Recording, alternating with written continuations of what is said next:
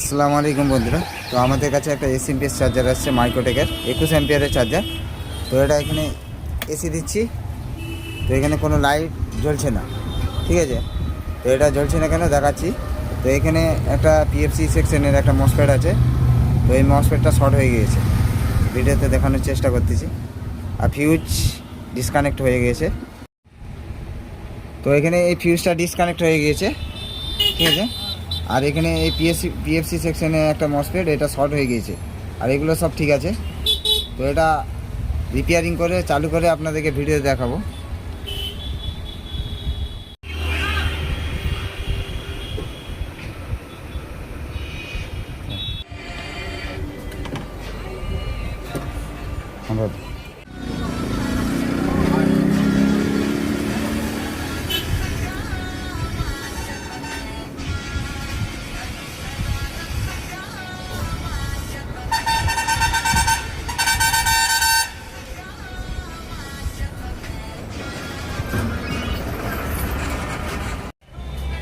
তাহলে আসিবিকে বিল্লা কিনে নিল।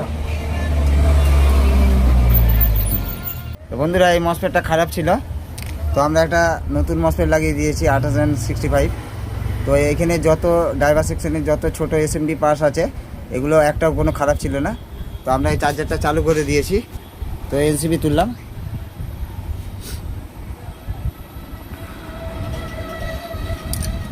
তো এই পাখা চললো, চার্জার ইন্ডিকেট করছে, তো অ্যাম্পিয়ারটাও নিয়ে নিল। তো ডিসপ্লেটা চালিয়ে দেখাচ্ছি, তো অ্যাম্পিয়ারটাও নিয়ে নিল। তো ভিডিও ভালো লাগলে তাহলে লাইক সাবস্ক্রাইব অবশ্যই করবেন। ধন্যবাদ।